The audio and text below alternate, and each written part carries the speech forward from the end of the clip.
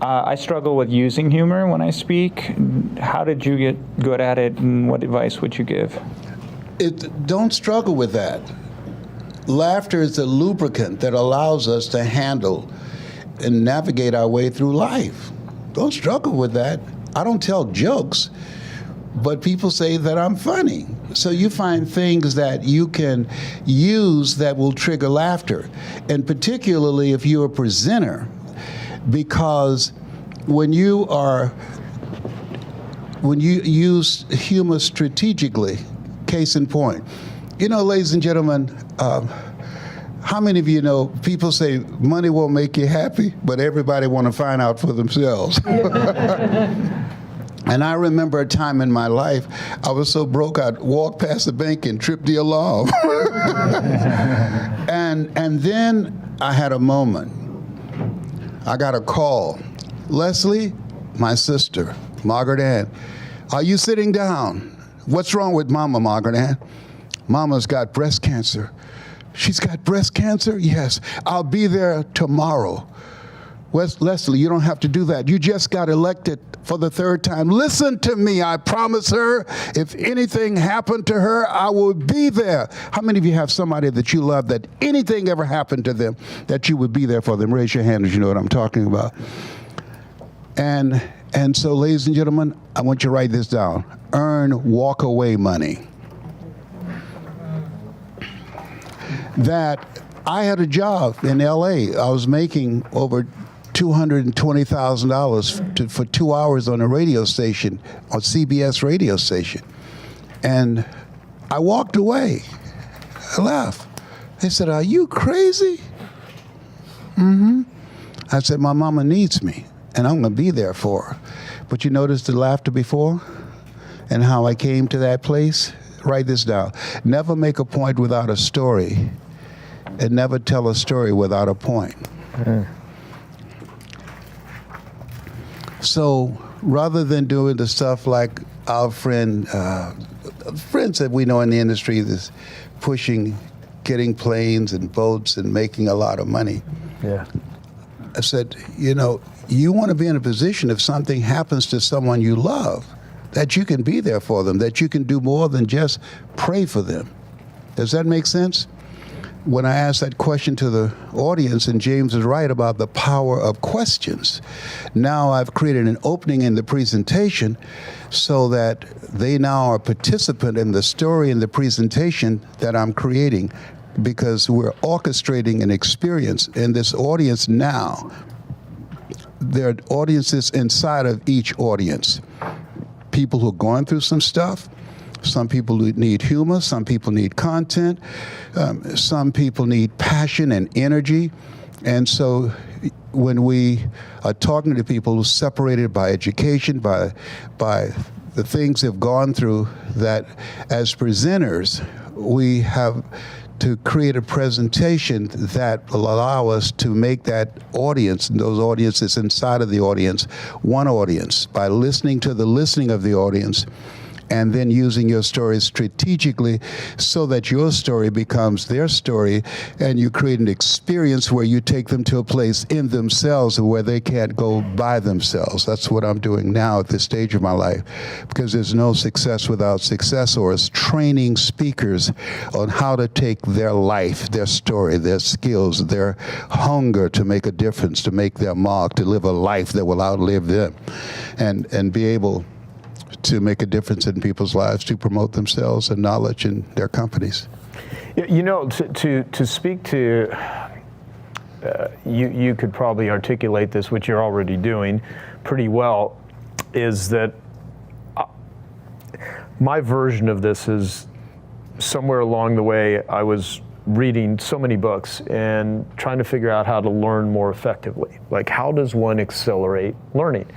And so for years, I would share with, my service business clients early on, when I went from dead broke carpet cleaner to learning how to make that business work, then taking, wow, I figured out a bunch of things that work, and now how do I share them with other people?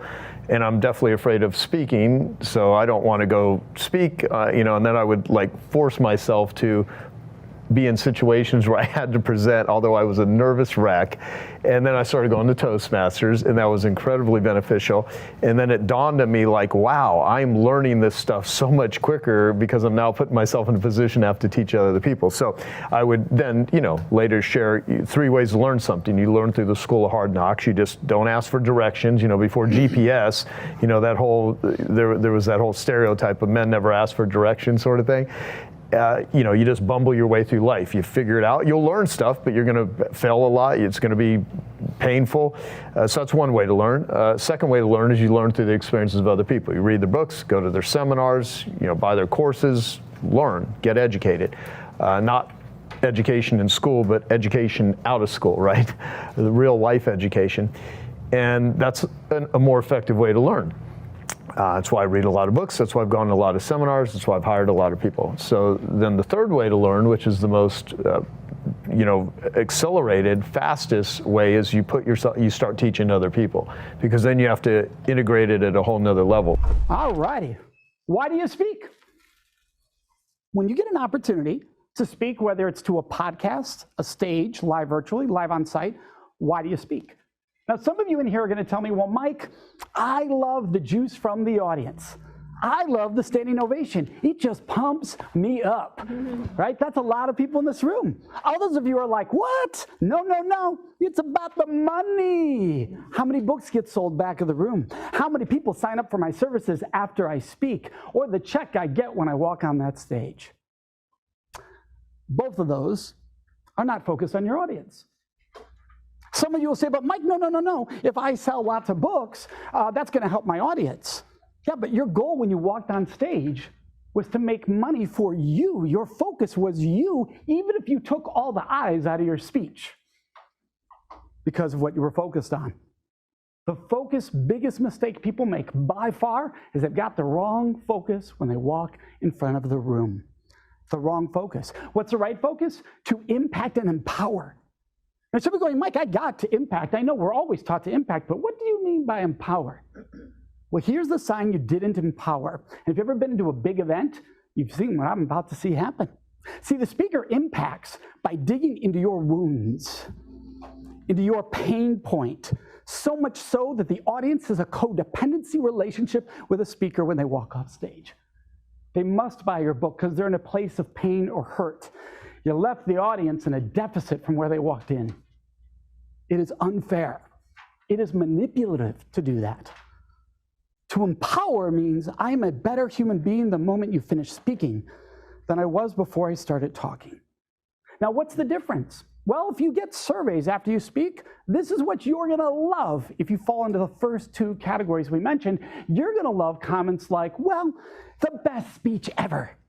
The speaker was a 10 out of 10. Notice who they're both about?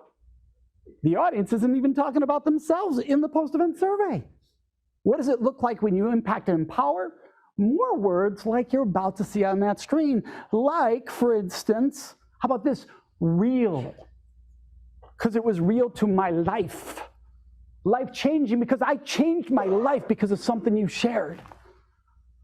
Everything's about the audience. It enriched me as a human being because of what you shared with me today. That's what we're looking to do when we step on a stage. And by the way, that will sell you more books. That will bring you more clients. You just don't focus on those things when you're doing this work. So what does it look like when you have these conversations? How do you impact and empower? First of all, we got to know what you need to impact and empower. And there's 3 things we need if we're going to impact and empower. And that is timing, quantity, and the formula.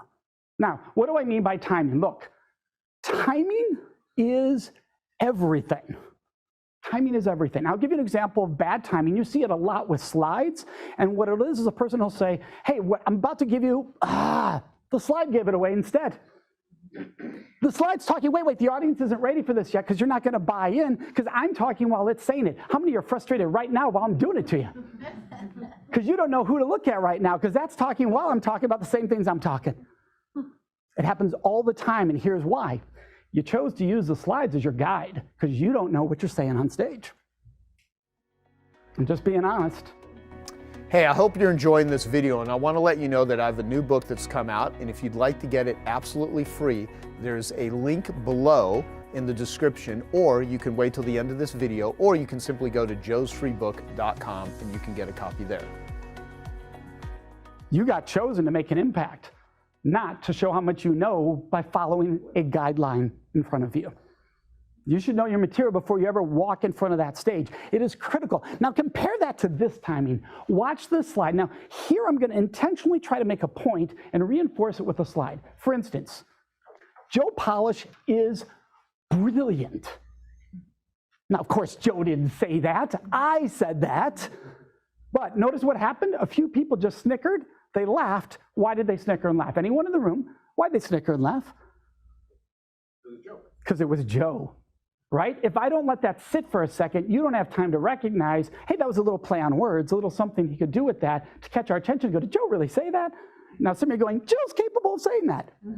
Right? But no, I'm not going to take a shot like that at Joe. Of course not. So that's a way you could use humor. By the way, how clean is the slide?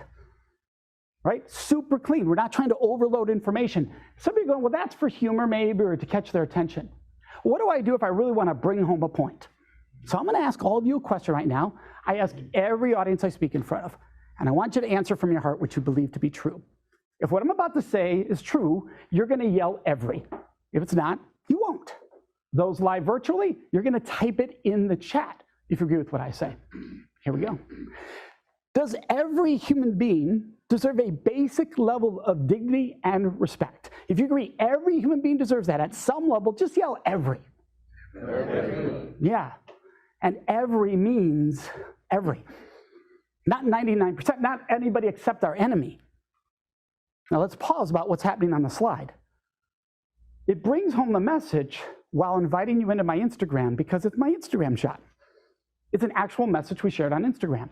So you get to reinforce your message and invite your audience into your community, have a relationship with you long term because you do care about the audience. You want that long term relationship. So those are examples of timing. Now some of you go, well then what's an example of quantity? Well, we've all seen this too. Remember that, and we're flying, and there's tons of information, and the slide looks the same way. This is a real slide from a presentation I followed. Real slide, massive overwhelm. Some of you go, I would never do that. I would never do that, Mike. I keep it simple, I keep it short. I talk about one thing and only one thing in those 10 minutes. And now we are confused because you didn't give us enough information. Here's how we know you didn't give us much information or too much. We have way too many questions when you're done speaking. And you think you rocked it because everybody's asking questions. The fact is, when you get really good, you'll pay attention to all the questions they were asking you afterwards, and you will answer them in the talk. Because here it works with Genius Network, because we're going to get that Q&A sometimes, so that person's doing a brilliant thing by doing it in this moment, right? So, Qasim, you did a great job of that because you knew you had the Q&A coming. But if you only had an hour keynote with no Q&A, are the same results the same thing? Because they're going to be leaving the room, and you get it, you agree with me, like, yeah, I don't want them leaving the room with all those questions. I got to be able to answer those questions. So we want to be able to avoid all of that confusion. So what's the right quantity? Right here it is, 3. You don't teach more than 3, it's overwhelming. You don't teach less than 3. The human brain has been taught to think in 3s. Joe Polish is brilliant at this. ELF, what is it? Easy, lucrative, and fun. It's all over this room. The power of 3. You get this, right? So make sure your speeches are in 3s. If you have an hour, 3 lessons. If there's going to be a subplot, only 3 things under those 3. The brain learns in 3s. Now, we got to the timing and we got to the quantity. We are left with the formula. What's the formula when it comes to speaking? Well, let's look at it. First of all, we're going to invite our audience in. We're going to reveal something they didn't see coming, and then we're going to show them the solution. How do you invite? You invite by investigating the audience live in the room. So wait, what do you mean? I was taught I'm supposed to research my audience, know everything about them before I walk in the room. But you don't. You think you know everything about them before you walk in the room. When you're really gifted, you'll walk in the room and start asking questions that your audience genuinely gets to answer, and that will give you all the fuel to reveal the false narratives they are clinging to.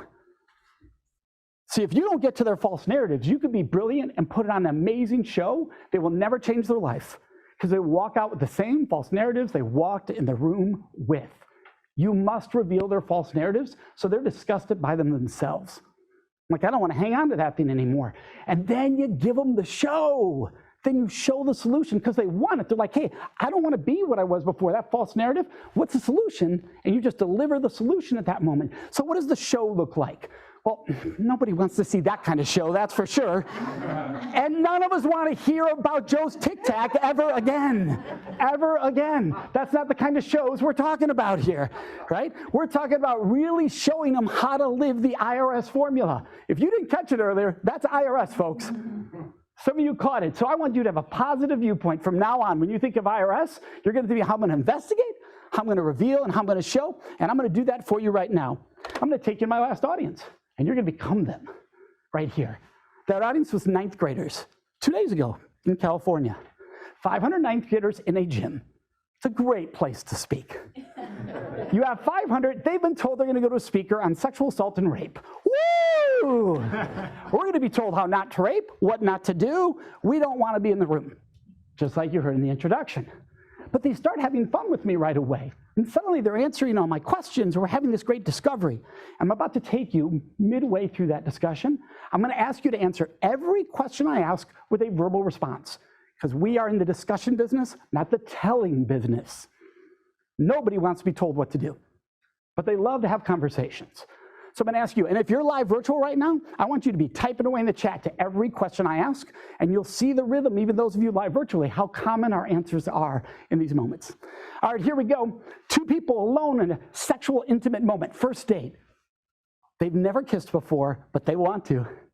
Do most people stop and say, can I kiss you? Or do you think most people just go for it? Which one? Ask first or go for it? Yell it out. Go for it. Yes, it's what everybody says. Everybody goes for it, right? So why don't we just ask instead of going for it? Give me reasons. Raise your hand. Give me reasons you think people do not ask, why they instead go for it. Permission. What's that? Permission. Permission. What do you mean by permission?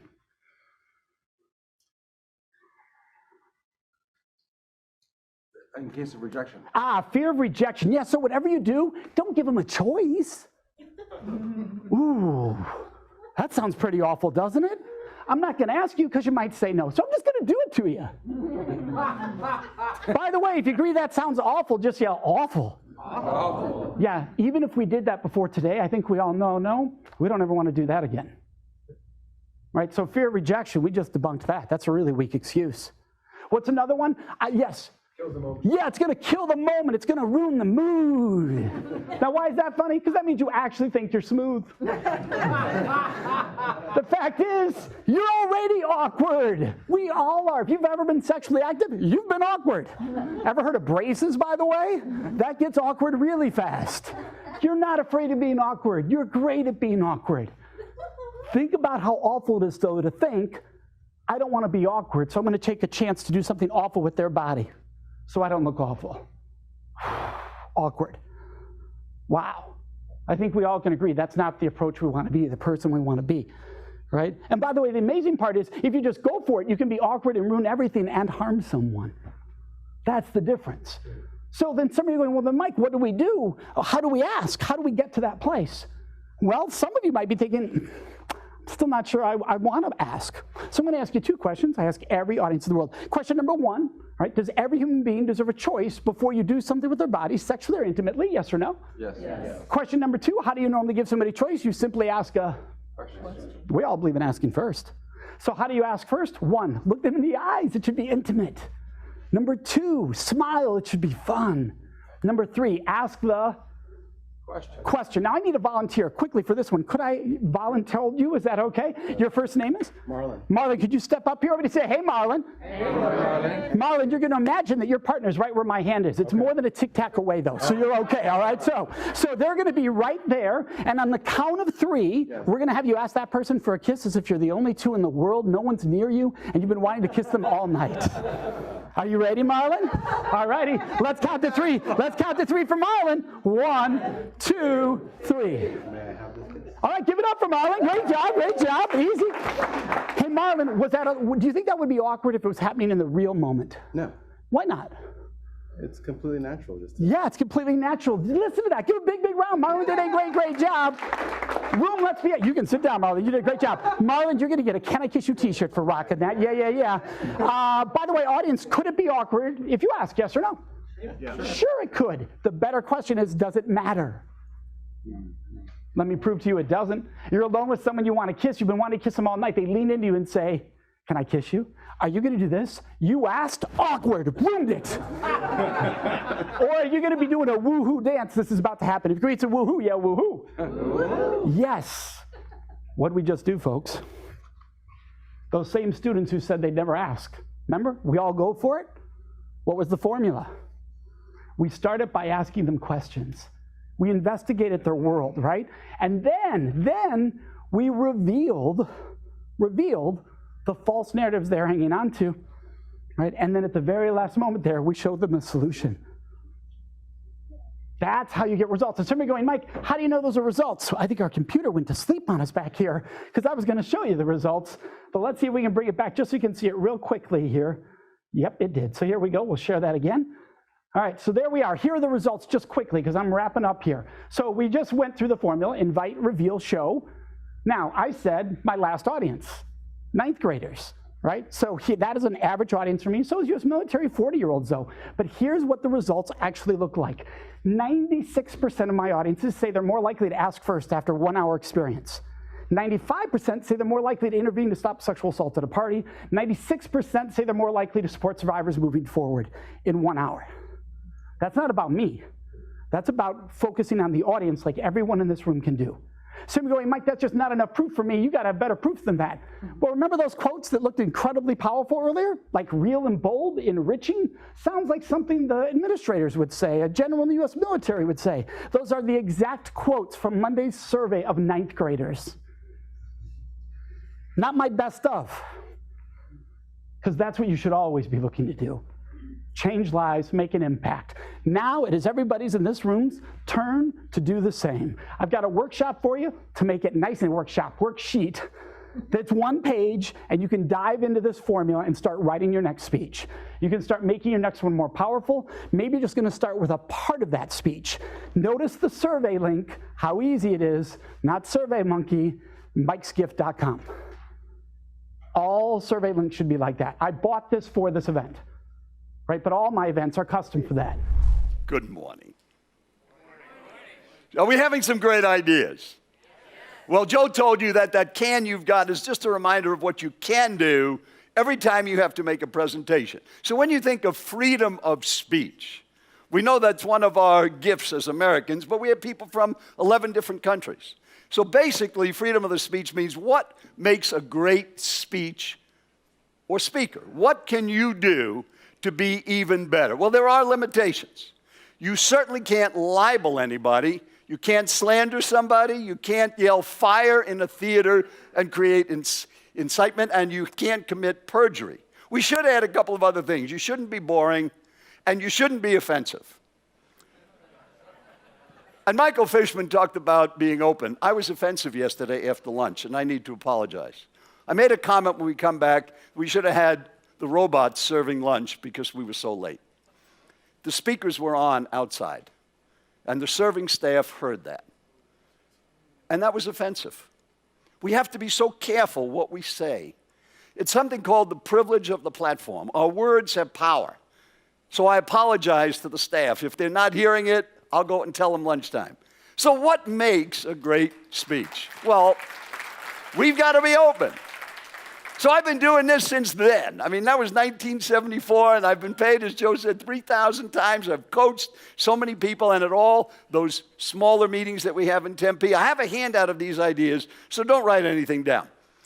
There are 3 things I'm going to share with you. How do you have freedom of the speech? Freedom when you speak, first be relevant. One thing, be relevant. If the next 10-minute speech was working for the post office, how would you be excited to hear that message? Is anybody here ready to quit their job and go to the post office? No, that's not a relevant topic. So here's the first thing. Is your message relevant to that audience at that time? Yesterday, there were 14 speakers on the stage. We had the panel at the end. Every one of them had relevancy to this group. I told you the sponsors were selected by a survey. The speakers are selected by a survey. What did you want to hear? So these topics were relevant to the audience. So I made some notes about what happened in relevancy. Peter talked about the future, the first three. Dan talked about procrastination, and Sean Stevenson talked about laugh, cry, and get them to think. Those are relevant subjects. What if you asked yourself, is what you're saying relevant to the people that you're talking to, and set it up in the introduction? Have the introduction say, so we've asked our speaker to talk about this subject, and why it's so important to you is. Hey, I hope you're enjoying this video, and I want to let you know that I have a new book that's come out, and if you'd like to get it absolutely free, there's a link below in the description, or you can wait till the end of this video, or you can simply go to joesfreebook.com and you can get a copy there. So before you even say your first word, the audience is mentally geared up to hear what you want to hear. That's relevancy. Second thing to think of is clarity. Is your message clear? What if the next speaker on this stage was going to talk about the top 10 lists on the top 10 websites? That is actually the title of a speech. Can you imagine how the audience felt when they heard that title? What is that all about? That's impossible to understand. So your goal is make it impossible not to be understood. How can you be so clear in your message? And when you have clarity, you hear the audience say this to you afterwards. I really could see what you meant. I see what you mean. It's a visual thing. I got the picture. When you talked, I could really see what you were saying. And yesterday, we had speakers that did that. So looking at my notes, I want to use Peter Diamandis as an example. He had 7 speeches. He talked about computers, robots, human longevity, artificial intelligence, energy, virtual reality, and space exploration. Did you understand what he talked about? This is stuff we never even heard of. And how did he do it? Every message was opened with a title slide that was different from all the other slides. Now we knew we were on a different subject. Each one moved progressively through his message. And then he said, so what does this mean to you? And then he connected that with such great clarity, even though that it was such an innovative message. Doable is the third idea. And this is perhaps the most important thing for you to think of. If you want freedom of speech in your message, is your message doable?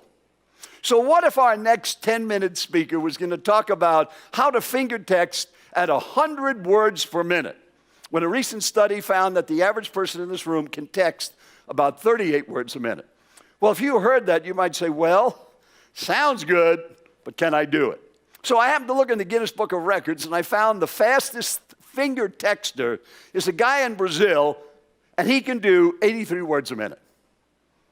So how can we talk about you doing 100 words a minute? It sounds like a great idea, but it is not doable. So here's what you need to think of. In your call to action, which is always a verb, what do you want the audience to do, think, feel, say, go, or buy? What action are you asking for? And if you would think in your mind, can they do that? Can they do that? So let me look at yesterday's closing 10-minute speaker, Craig Crazy Man Diswalt. Would you say he had energy and passion for his subject? Would you say he was loud? Because that's why it was written in the introduction. So Joe has me write all the introductions. So we set it up that this guy worked with Guns N' Roses. This is going to be a different kind of program. This is a rock star guy. So when he started yelling at you, you were already prepared. What are you putting in the introduction to prepare people about your accent, about your height? Big guy gets on the stage, everybody's thinking, how tall is that guy? Put it in the introduction. And Fred is 6'7". Okay, nobody's thinking about it now. We've got the answer. So if you want to have a call to action, let's look at our doable speakers. If we had Craig back up here, he talked about 6 books that you could write. And I asked my table mates after he finished that, do you think you could do that? And somebody said, oh, Mike, I've been wanting to write a book. I never thought of that. I could have a book of quotes. I could use my own system. That was such a simple idea. My tips, I could put my tips in a book. I could do interviews, my blog posts. How many of you, when he gave those 6, thought to yourself, I could do one of those? Let me just see your hands. That's a doable idea. Are your ideas so doable that the audience says, I can do that? Because that's all that counts. What's going to happen when you finish speaking? What about reverse shoplifting? Now, that was such a creative idea. You might say that would be great, but I don't think I would do that. That's not really me, but some of you could do that. So that's great. By the way, are these insights helpful for you? Okay, so what I'm going to do is, Joe has arranged, I'm going to do a special follow-up video on all the speakers you've seen and go into a lot more depth of what you've seen here that you could use, specific things, so you can use speaking to build your business and also position you as an expert. How do you get better as a speaker? Now, Joe mentioned I work with a lot of you one-on-one, coaching on the content. That's my strong suit. How do you organize your ideas so it's impossible to be misunderstood? But you can do that today, and you do it by watching and listening. That's your job. Like these 2 characters up here. Just sit there and watch these speakers. We've got 9 more coming today. Open up the handout on your table. There's a white envelope that says don't open until Joel tells you. Somebody find that envelope, open it up, and pass it around. I wanted to use this idea. Many of you use handout materials. We have 350 people in the room. Open the envelope, quickly pass those sheets around the table. So we have 350 handouts that are already being distributed. Nobody has to go through the room. This is a simple idea. If you do events, put your handout material on the table and just put it in an envelope with a little sticker like that. So if you would look at that sheet, and on that first top it says freedom of speech, and there are the first 2 ideas, relevancy and clarity. On the back of the page is the idea of doable. Let's go to the call to action at the very bottom where the can is. Take those 3 words. Is it relevant? Is it clear? Is it doable when you organize your next message? Study every speaker that you see and hear and ask what worked, what didn't work, and then follow up by watching that video I'm going to send you about relevancy, clarity, and doability. How many of you were you in this room last year on October 26th or 27th? Raise your hands. We had 24 speakers. How many do you remember? What are you going to do as a result of what they said? There was one speaker that left more of an impact based on the survey that I did and Genius Network did, and that was John Paul DeJuria. He runs multiple companies. He's worth $2.7 billion. How many remember that interview? It was impactful. He was quiet and calm. He said 2 words in 45 minutes that everybody in that room was left with, and they could do. Be nice. Be nice. So what can you do for your audience? Be relevant, be clear, be doable. You'll have freedom of the speech. And when you do those things, and you're nice, it makes a difference. Now make it a great day. You talked about formulas, so I'd like you to teach me as quickly as possible how to put together an entire speech, if you do have a Yeah, I actually do have a formula, and I'm going to show it to you with a visual aid. I got something right on the other side here that's going to help you. All right, this thing? Yep. Right there. Okay. And begin. So I want you to think about a speech totally different than you ever thought of it. Most people think about, I gotta have points, I gotta impress them, I got a funny opener. Just put all that aside. And I just want you to think about a speech in 3 simple blocks. Stories, they're the blue blocks. Activities, they're the yellow blocks. And your points are the red blocks. And now you have the start of a speech.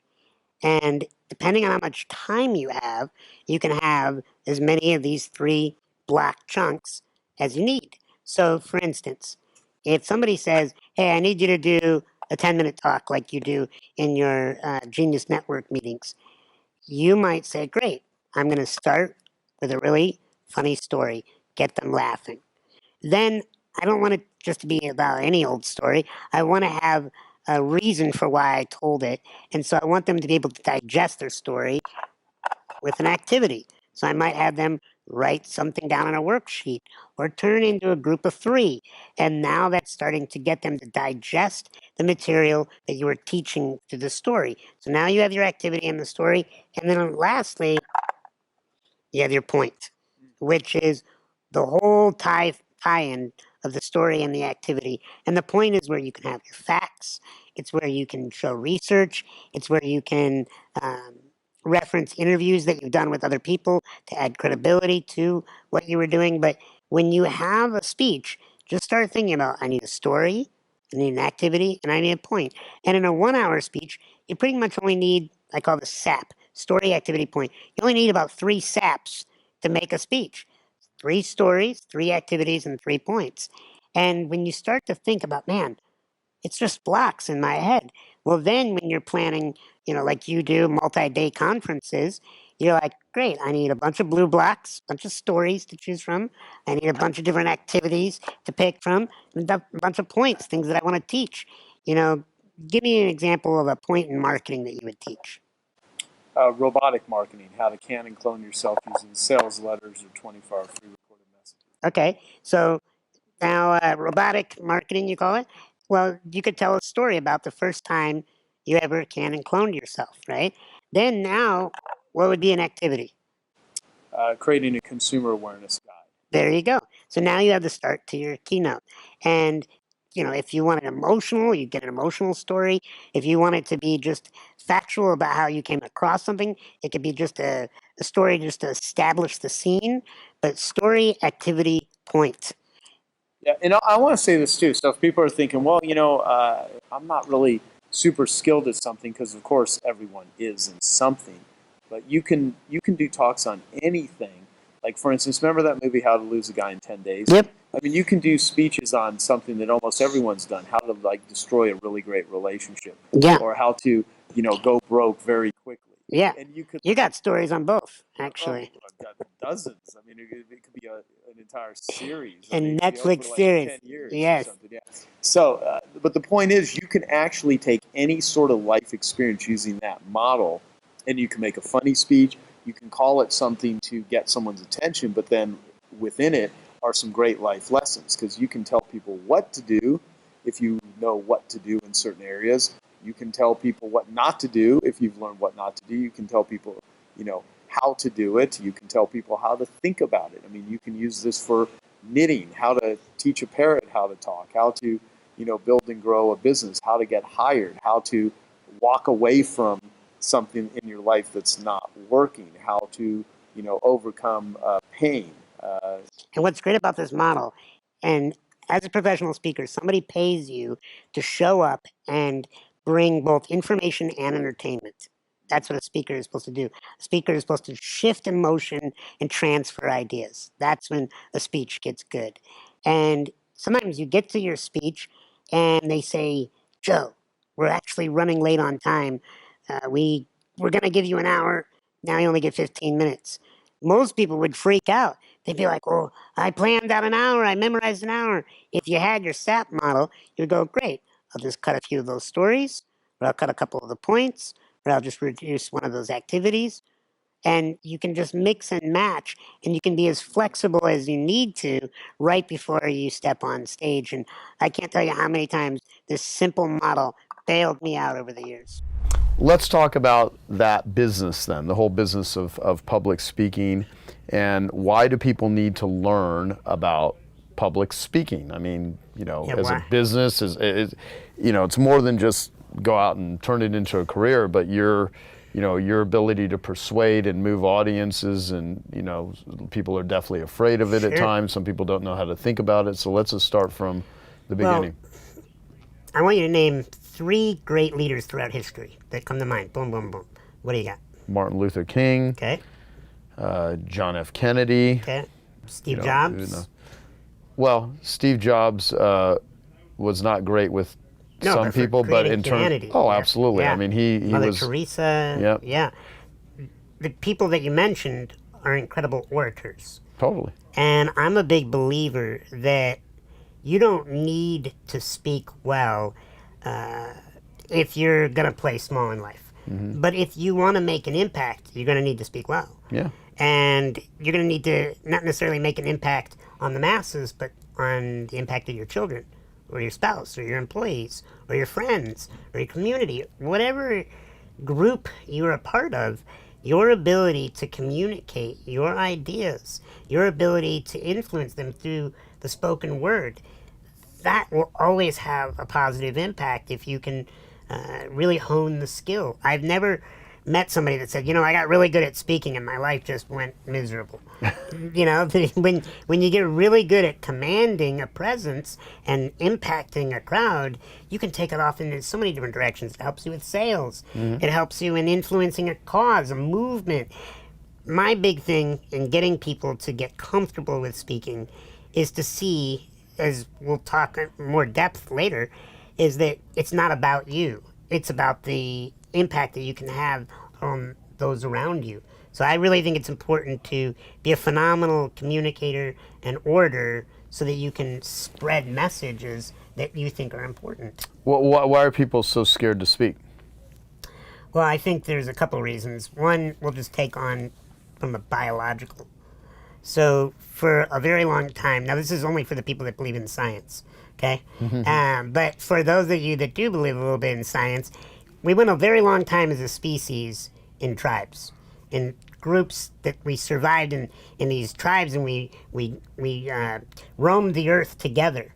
And if you got thrown out of the tribe, that was not a good thing. And so we have millions of years of our brain saying, hey, let's not do anything to screw up. So let's not do anything to stand out. Let's not do anything that will have us be judged, because that won't go well. And I see how much fear grips people when it comes to public speaking. And I'm actually, this is a side note, I'm glad it scares people, because it allows me to charge what I charge. And it allows me to help so many people. But the truth is, the secondary, so that's biological. Now let's talk personal. Personally, I think the fear of public speaking is just being addicted to yourself. Being so concerned about, what do you look like? What are they going to think about you? What if you make a mistake? You. It's the me, all about me. But I do this activity in my live event where I teach people about speaking. And I don't know if you've seen this part. You've spoken at this event a few times. But what I will do, and I'll get somebody out of the audience who is deathly afraid of speaking. And just having them come up on stage, they're shaking, they're sweating, and I'll say, so tell me what's going on in your body. And then we will list on the whiteboard all the things that are going on. And they're like, just filled with all this fear. And then I say, okay, would you like me to get rid of that for you? They're like, oh God, that would be amazing. Yeah, absolutely. I'm like, all right, I'm going to need you to go into this corner of the stage. I'm going to go talk to the audience. And then what I do is I roll to the edge of the stage and I talk to the audience and I say, I need 10 people to volunteer for this activity. If you're going through some kind of pain right now in your life, not just a small pain, but like major pain, maybe you just lost your husband to cancer, your child hasn't spoken to you in years, you just found out your business is crumbling and you're going to probably have to file bankruptcy, you're being evicted, whatever is going on, I want you to 10 people to go to the mic, and I want you to just share with this person that's scared. What are you going through? And then just finish with, I need your help. So the 10 people get up, they go to the microphone, I go back over to the person that's scared, and I'm like, all I ask you to do is just look at this person as they're talking to you, then look at the next person. And these 10 people share, and tears well up. And they say, I just held my wife's hand in the hospital last week, and she's gone now, and I need your help. And then the next person, my son was killed by a drunk driver 7 years ago, and I gotta say, I haven't gotten over it, and it's now affected my marriage, and I'm probably gonna get divorced because I can't get my life together, and I need your help. The next person comes up and says, I made a massive mistake as a stockbroker, and I lost millions of dollars from my clients, and a lot of them were my friends, and now I feel horrible that I lost this money, and my friends don't trust me, I need your help. And it just goes on and on and on. And I just watched the physiology of this person that claimed they were afraid of public speaking change. And I then asked the person at the end, how do you feel standing up here on the stage now? And you know what they say, Joe? They say, I'm calm. I'm grounded. I feel so empathetic. And I'm like, oh, but what about all that fear? You were just trembling up here about 10 minutes ago. They're like, I stopped thinking about myself. And so I think that when people say they have a fear of public speaking, somewhat is biological, and that's fine. But, you know, biologically, we can't fly, but we invented airplanes, right? And so the other is the personal, is to realize you're not on that stage to just flap your lips. You're on that stage because people are in pain, and you're able to help them. Right. Well, I'll tell you, when I first did my first public presentation, I was scared shitless. I was sweating bullets. People said after 3 to 5 minutes you'll calm down, and you didn't. The entire day I was just like a nervous wreck. And it's kind of interesting how I got into it, because I had created a marketing program using strategies when I was a dead broke carpet cleaner living off credit cards. I learned marketing because I needed to survive. That's my whole story sort of thing in the early days. And I knew stuff that worked, but I had never communicated it live to an audience before. And I'd created a course that I had sold through direct mail because the internet didn't even exist back then. And I started going to Toastmasters and doing things to try to get over the fear, because I was very introverted growing up and I was very shy. And I mean, talking to one person was difficult for me, let alone groups of people. I mean, it was a giant fear. And I wrote a sales letter to do an all-day seminar to carpet cleaners, and 52 people showed up for this thing. And I literally had no guest speakers. It was me all day, and I had sold this thing, and I was like, oh my, by the time, I wasn't sleeping the night before, so not only was I scared, but I was exhausted at the same time.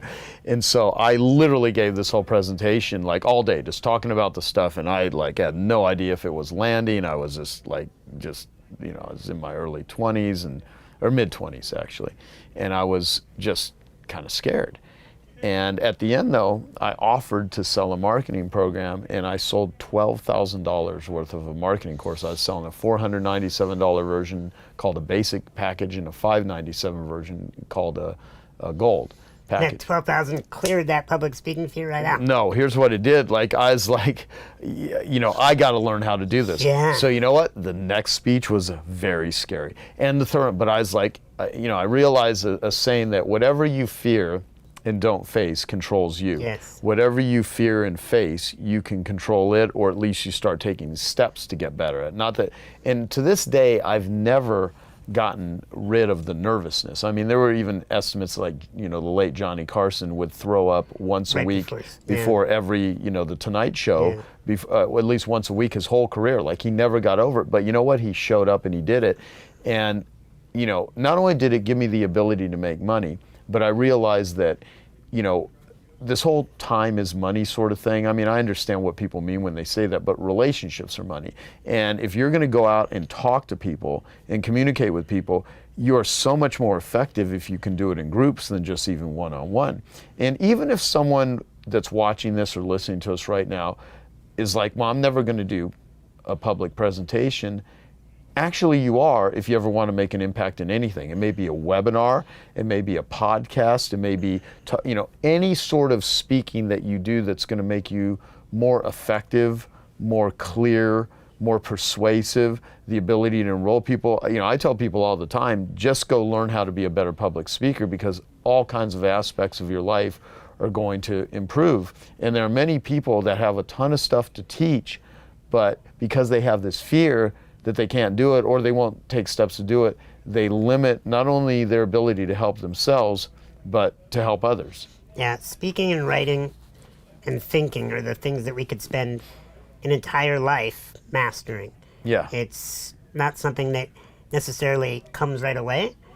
Some of the students that I've been working with over the past 4 to 5 years in this business of teaching people about speaking, it's amazing to see their growth the moment they believe they now have what it takes.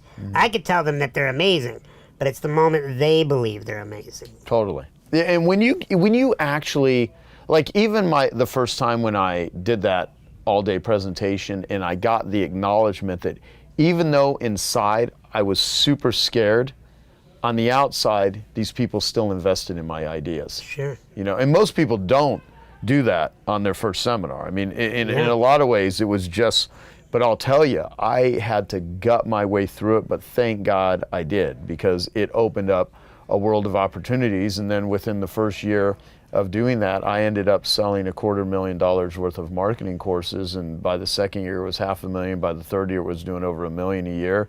And the year that I did $1 million in sales, $250,000 of those sales in 1997, that was, actually came from speaking on stage at maybe like 6 or 7 events. Well, I'll tell you a quick story that when you get up in front of a crowd, you might think you suck, right? You might be hard on yourself, and because you hear the internal dialogue, you're not hearing the external dialogue like everybody else. You're hearing parts of what you're saying, but you're also hearing, that's kind of stupid, or are they liking this, or where's my hand supposed to be right now? You know, should I be leaning against this podium? And you're hearing the internal dialogue, so when you get off stage, it's very easy to believe, I don't know if I did very good, because you have imprinted your internal dialogue on top of the external dialogue. They don't hear your internal dialogue. I gave a speech 4 years ago. I had just come back from Robin Sharma's event over in Switzerland, and I was totally jet lagged. I probably shouldn't have taken the engagement, to be honest. And I got up on stage and I was doing my presentation. Nobody was really laughing at the funny parts, and the moment you get mad at your audience internally, that's not a good moment. Right. You have to stay fluid in that moment. And so I get off the stage and I think, oh man, I want to refund them their money. I was not on my game. They came up to me and they were like, that was amazing, because they didn't hear my internal dialogue, right? They didn't hear how tired I was. They didn't hear the internal chatter. And then I was telling one of my students about how, like, yeah, that was one of my worst speeches in the last few years. And the student just said, wait a minute, when was this? And then I gave them the date and the place. And they're like, Sean, the only reason why I'm in your high-end coaching program is because I was in the audience that day and thought you were amazing.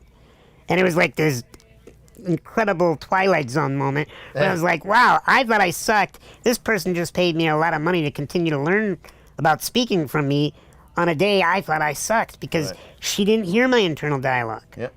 So you have to keep going. It's like you can't get off stage in the middle of your talk just because you don't think you're doing well. You got to push through it. Yeah, well, and here's the thing too, like, and when you take people in your speaking training course, which I'll tell you to tell people about later, you actually have people go through, they see others do it, they can participate in it themselves, and what the audience sees and what's demonstrated versus what's going on inside are, in some cases, completely different things. And that's so much life as well. Yeah. You know, a lot of people feel like, I didn't make a good impression. Well, you don't get to see what other people see. You see through your own eyes and your own feelings, and so you have your own interpretations based on the messy soup on the inside. But if you do a phenomenal job of sticking to a lot of the fundamentals, you can still, you know, like what some of my friends have said to me, Sean, on a bad day, you're still amazing. You know, and it's because I stick to the fundamentals of speaking. So even on the days I'm tired, even on the days I don't feel well, I can get up there and act like the pro that I am. And that's what I teach people, are the fundamentals. So on the days that you're still dragging maybe because of outside circumstances, the audience doesn't know. Yeah. Well, let me ask you about this then, because, you know, there's this one saying that you got to take this in the right context, because there's probably some situations where it may not apply. But anything we're doing in life is we're doing poorly in the beginning, meaning. Yeah. Now, if you have to, you know, do heart surgery on someone, you don't want to do it poorly, and you don't want to do it the first time, right? Sure. You know, you want That's why they have flight simulators. Right, exactly. And so, but if you're going to do your first public speech, maybe the worst one you ever do is your first one. If you're ever going to do a webinar, the first one you do may be your worst one, and then the second one may be a little bit better. But the thing is if someone's watching this, they have to determine, one, is learning how to be a more effective speaker worth doing? And if it is, and you can say, yeah, the byproducts of that, the results, where it's going to take me in my career, where it's going to take me in my ability to influence others, where it's going to allow me to affect change, you have to be willing to do it poorly. Now, in many cases, you won't. It might be all in your head. But even if it is poor the first time, who cares? Because what person flew into flying? You got to crawl, then you got to walk, then you run, then you wherever that goes, right? Yeah. You fly. So it's rare that anyone in any area of mastery started out very good. As a matter of fact, almost everyone that's world class can tell you stories about how the very beginning sucked. That's why you need a dojo where you can practice, whether it's in a group like that you hold here, or in my groups, you need places that are safe emotionally to share and try things out and experience, and then be able to course correct. Because if you don't want your first speech to be a paid engagement necessarily. You want to be able to go through a course where you can try out material. We have one speaker training that we do where they all come and get to speak. Everybody gets to speak, and we break them into small groups, and then we take the best people from the small groups, and then they get to speak to the whole group. And it's amazing because I don't really teach much at that event, but people always come to me and say, "Oh, this was amazing," and I'm like, I didn't really say anything. It's because they had a safe space. The dojo, like in martial arts, they had a safe space to practice, to try out material, to tell a story for the first time to a small audience. And that makes somebody feel like, hey, I can do this with a bigger audience. Yeah. Well, okay. Well, let's talk about what people need to do. And I'll go some rapid fire questions because there's a lot of things I can talk to you about, but you have an entire training on this, so I want to cover some of the essential things. What mistakes do people make from stage that they need to be aware of? They get in their head. They don't have a clear set of bullet points of like an outline. They think that, I'm just going to go up there and speak from my heart. Well, sometimes that works, but a lot of times it turns into a ramble. So I tell people, what if you could have some bullet points? You don't need to have your speech written out and read it word for word, but what if you could have bullet points that you could look down at, or maybe have on a sheet of paper off in the audience that you could just jog your memory and go from one idea to the next. Mistakes I see is when people, they don't do the rehearsal work ahead of time. They don't try it out on their partner or a group of friends or even the mirror. After all these years, 24 years of speaking, I still, when I'm trying out new material, will visually rehearse it. I will go through in my mind, seeing myself share that material and think, was that the right area to do that? How did that feel in my body? So not having practice can make a big impact negatively. Getting caught up in using a pet phrase can really make you look like an amateur. Something like, I always say, or getting caught on a pet phrase and repeating it, looping it, will make people go, oh my goodness, that's 12 times they've now said ladies and gentlemen, and it can be an awkward experience. Yeah, gotcha.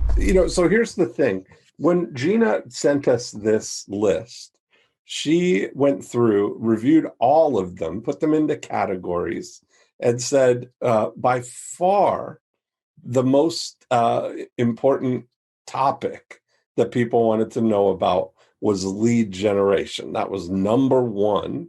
The second most popular topic was profit activator number one, choosing your first target market. So she, kind of summarized these questions here, and I can understand why those are the most common ones, because of course, those are the drivers of everything. And if you're going to grow your business, the thing that's going to fuel that growth is this constant way of generating new people for you to help. So whenever I do a live Breakthrough Blueprint event where we're talking about applying the 8 profit activators, the first thing that we do is you cannot work on your before unit until you're crystal clear on what your during unit does. What is the thing that you can do better than anybody else? What's the thing that your business is most suitable to delivering? And we always talk about it in terms of a result.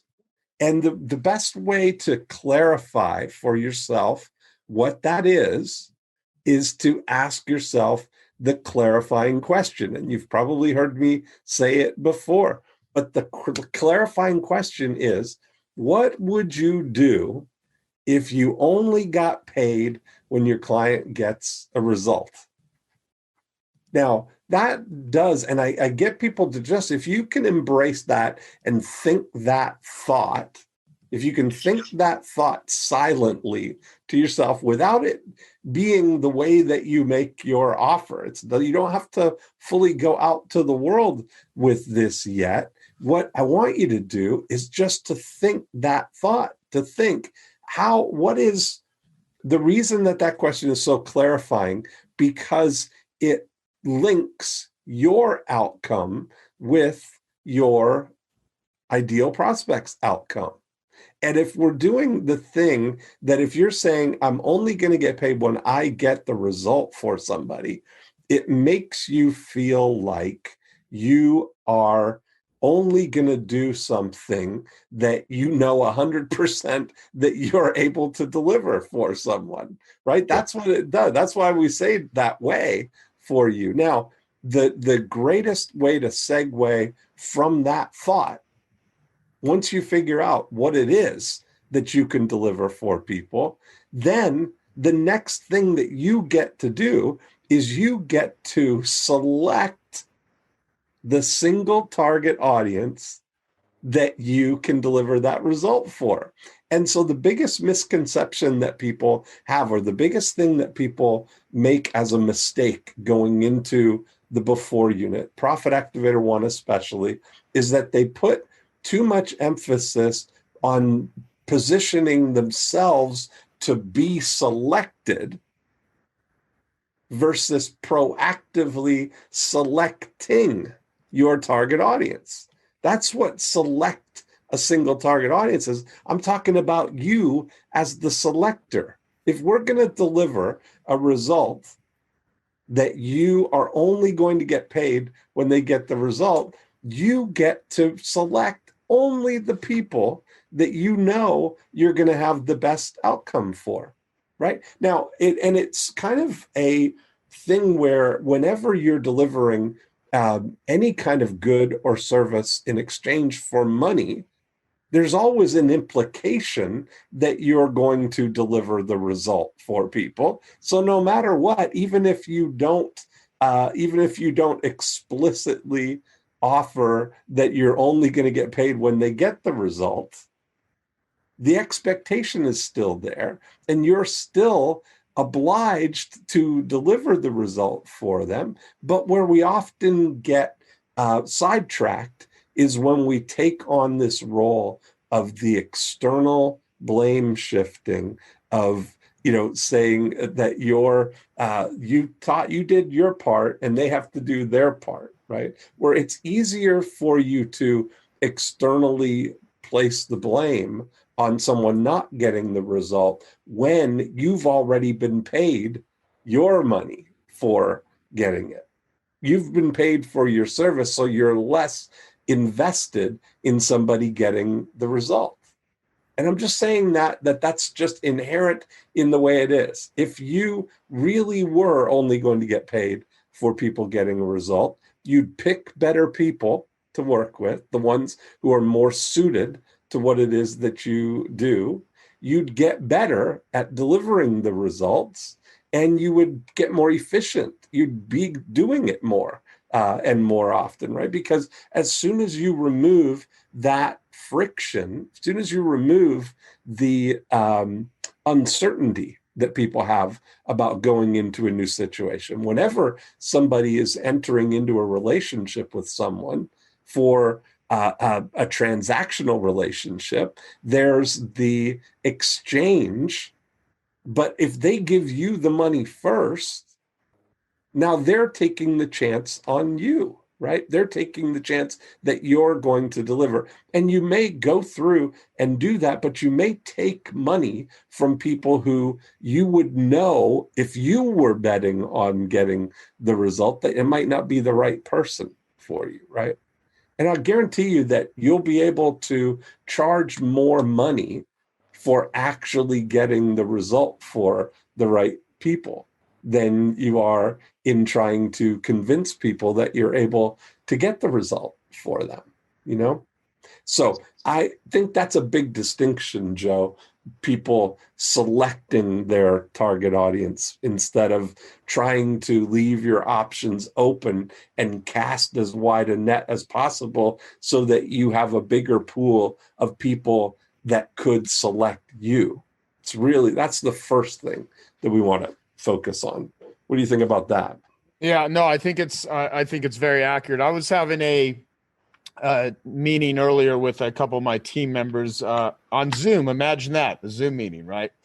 And I was talking about like today being Genius Network with all kinds of different people in different industries, and then the carpet cleaning and fire and restoration niche where I started out at. And I was, Eunice was on, and she said, it was so much easier when we only had one target audience to focus on. And what's counterintuitive about this is the more selective you are, the better selection you have. But that doesn't seem to make sense if you haven't experienced it, because it is more, it seems more appealing to be all things to all people versus having to, narrow your focus and, it's the bigger pie syndrome. It's the bigger pie syndrome. It's feeling like if I just go after a bigger pie, if I make the pie bigger of all the possible people that I could work with, I just need to get a smaller sliver of that bigger pie. It seems like it raises your odds, right? If there's more people that I can help or more different types of people that I can help, that it feels like you're going to raise your odds, but the reality is the more that you focus, the more that you narrow your focus to a single target audience, it's so much easier. Hey, look at this. You see, Michael, he had us in the background there. That was good. The background, yeah. I think it's kind of funny how people just start taking over our Zoom. I guess I'll just themselves. It's confusing to me. This is great. Yeah, what's funny is we got Tarna. Hey, Tarna, I'm sorry I called you Tarma. Tarna on my team. Yeah. I'm tired. Bear with me, everyone. If you actually knew how little sleep that I got last night, you'd be like, what the hell are you doing a meeting right now? But I'm actually quite tired. I couldn't sleep. How many of you by waving your hands are having a hard time sleeping during all of this? It's. Oh man, I'm sleeping. The truth is, contest. Shit is fucking crazy right now. It just really is. It just really is in so many ways. Okay, I hope you found that video awesome and useful. So if you want to get a free copy of my book, I want you to click here. And if you want to watch some more videos that'll be useful and awesome, click here. Go ahead. They're over here. Do it now. Come on. Thank you. Watch them.